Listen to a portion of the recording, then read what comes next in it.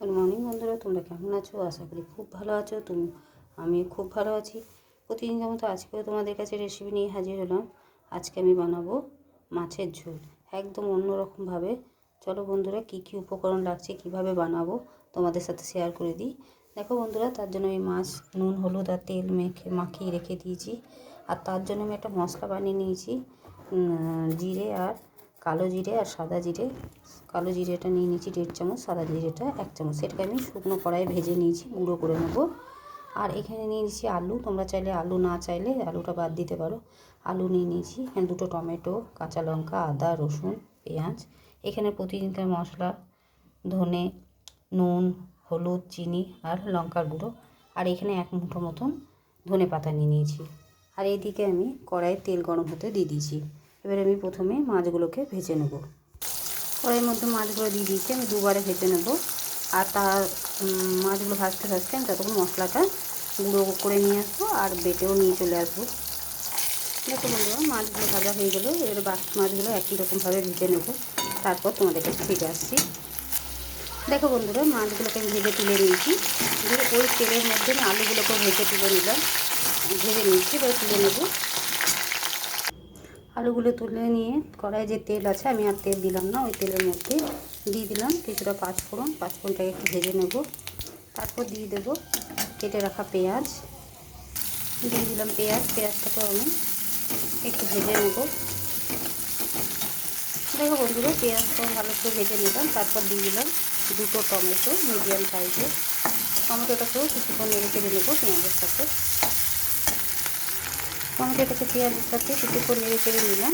এরপর দিয়ে দিচ্ছি বেটে রাখা মশলা, আদা রসুন কাঁচা লঙ্কা আর ধনে পাতা। এবার এই মশলাটা দিয়ে কিছুক্ষণ আমি নেড়ে চেড়ে ভালো করে কষিয়ে নেবো। তারপর দিয়ে দেবো একে একে গুঁড়ো মশলা, নুন হলুদ আর চিনি, লঙ্কার গুঁড়ো আর সামান্য পরিমাণে ধনে গুঁড়ো। আগে এই মশলা দিয়ে কিছুক্ষণ আমি কষিয়ে নেবো। আর তোমরা একবার হলে এইভাবে মাছের ঝোল বানিয়ে খেয়ে দেখবে, দারুণ লাগে। একদম কী বলবো, স্বাদ লেগেই থাকবে মুখে। দেখো বন্ধুরা, বেটে রাখা মশলাটা বেশ কিছুক্ষণ কষিয়ে নিলাম। আর আমি শিলে বেটেছি, তোমরা চাইলে মিক্সিতেও বেটে নিতে পারো, সেই জন্য খুব একটা মিট বাটিনি। এরপর দিয়ে দিচ্ছি সমস্ত গুঁড়ো মশলাগুলো আর দিয়ে দেবো কিছুটা জল। দিয়ে এই মশলাগুলো দিয়ে খুব ভালো করে কষিয়ে নেবো, যাতে কোনো রকমের কাঁচা গন্ধ না থাকে। এত বন্ধুরা, মশলাটা আমি কাঁচা দিয়ে খুব ভালো করে কষিয়ে নিয়েছি। এরপর দিয়ে দেবো ভেজে রাখা জিরে আর কালো জিরে আর সাদা জিরের গুঁড়ো সামান্য দেবো, বাকিটা আমি পরে দেবো। দিয়ে আমি মশলার সঙ্গে কষিয়ে নেব আরও কিছুক্ষণ। তারপর আলুগুলো দিয়ে দেবো। দেখো বন্ধুরা, আলু দিয়ে বেশ কয়েকবার নেড়ে চেড়ে নিলাম। আরও কিছুক্ষণ কষিয়ে নেব, যাতে নুন মশলাটা আলুর ভেতরে খুব ভালো মতন ঢুকে যায়। তারপর আমি জল ঢেলে দেবো। দেখো বন্ধুরা, মশলাটা আলুর সাথে খুব ভালো মতন কষানো হয়ে গেছে।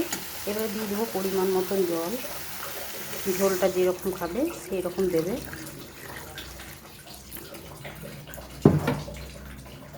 দিয়ে দিলাম পরিমাণ মতো জল। এবারে আমি ঢাকা দিয়ে দেবো।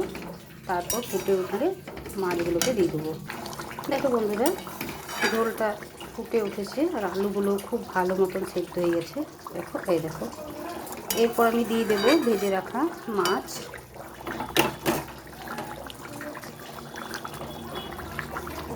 তোমাদের প্রয়োজন অনুসারে দিয়ে দিবে, যতজন দরকার। আমাদের এতটাই দরকার, তাই আমরা এতগুলোই মাছ দিলাম।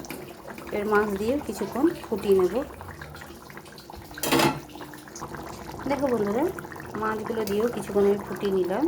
এরপর দিয়ে দেবো ওপর থেকে যে বাকি ভাজা মশলাটা ছিল, যেটা কালো জিরে আর সাদা জিরে শুকনো কড়াইয়ে ভেজে আমি রেখেছিলাম, সেটা দিয়ে দিলাম উপর থেকে ছিটিয়ে।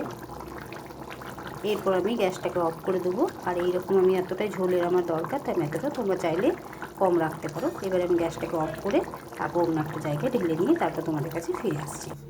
দেখো বন্ধুরা, আমার মাছের ঝোলের রেসিপিটা তোমাদের কেমন লাগলো অতি অবশ্যই কমেন্ট করে জানাবে। আর যাদের জ্বর সর্দি বা মুখের টেস্ট নেই, তারা এইভাবে বানিয়ে খেয়ে দেখবে, তাদের মুখের টেস্ট আবার ফিরে আসবে। আর কেমন লাগলো অতি অবশ্যই কমেন্ট করে জানাবে। আর একবার হলেও বানিয়ে খেয়ে দেখবে।